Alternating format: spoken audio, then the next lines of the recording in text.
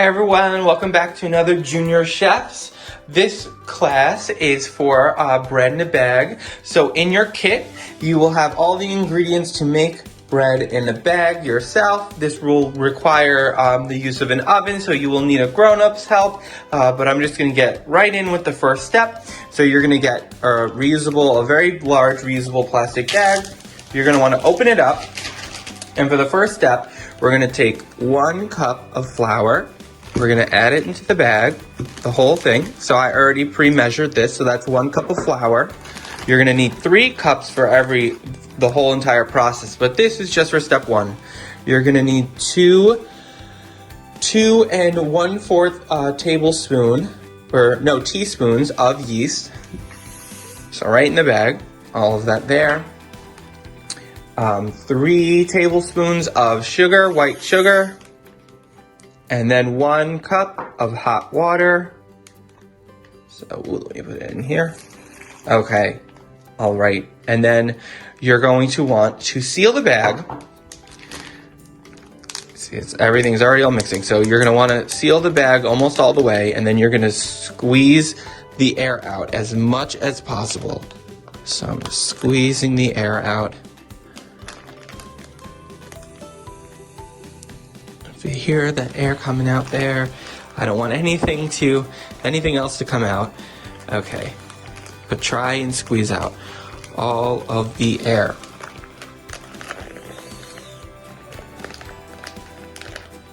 Okay, and then completely seal it shut.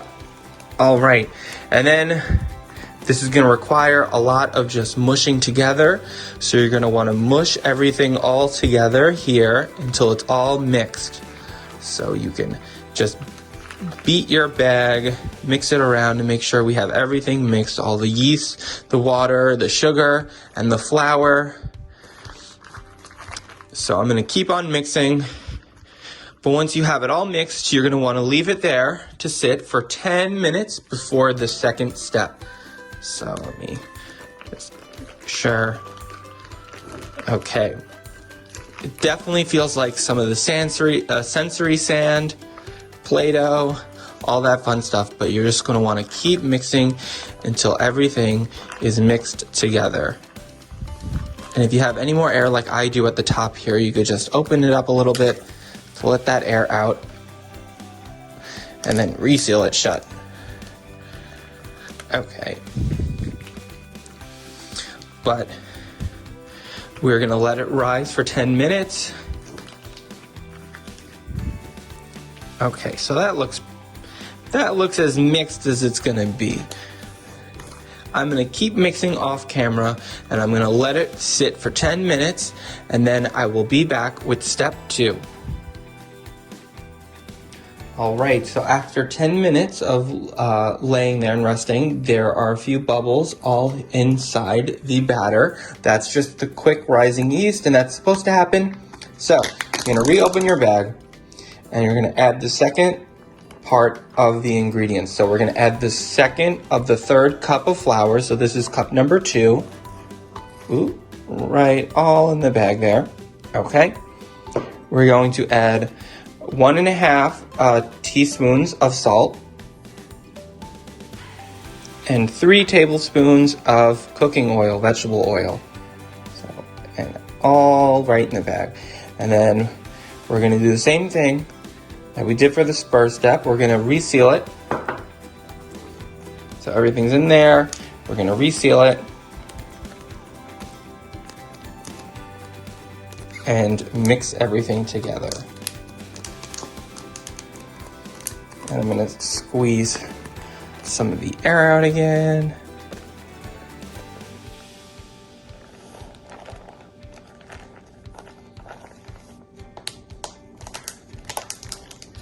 All right. And then you're gonna mix everything all together again. It's all squishy. And then we move on to the 3rd step. So I'll cut back when it's time for the 3rd and final step to mix our bread in a bag. All All right, so after well mixed, you can see our dough is starting to form in here in the bag. So for the last step, before we take the bread out of the bag, you see, okay, we take the last cup of flour. So this is cup number 3, the last ingredient. Gonna zip it back up. It gets a little difficult to zip it back up with all the goo, but there it goes.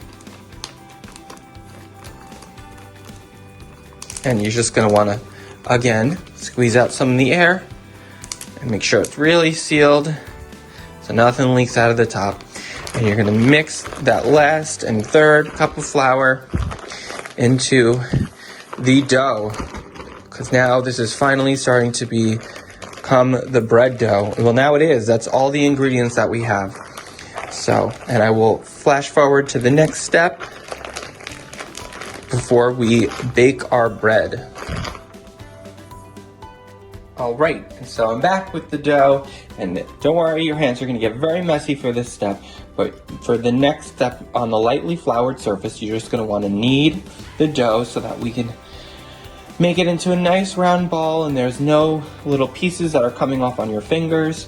So that's why a lightly floured surface is the best way, so you can get some of the flour that'll help it stick together and it won't stick on your hands as much.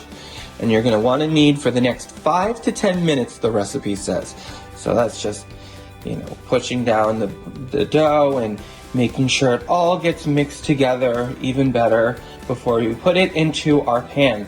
So again, there's some dough that gets stuck on your hand, but don't worry, the more you knead and the more flour you use, the less the dough will stick to your hand and the more it will stay in this nice round shape, which looks a lot better than that stringy disaster it was just a few seconds ago. But you're gonna wanna knead for 5 to 10 minutes before we put in the bread pans. Okay, so I'm gonna cut again to when I'm done kneading and going right into the bread pans.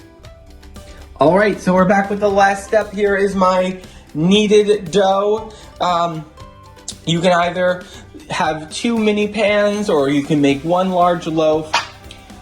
I think I'm gonna cut mine in half because I don't want it, it's gonna expand. We're gonna leave it alone for a half hour. So I'm gonna just cut that right in half. And I'm gonna put 1 half in the pan and the other half in another. Okay, but you're gonna wanna grease whatever pan you're using, so you could just use any of the leftover vegetable oil that is included in the kit.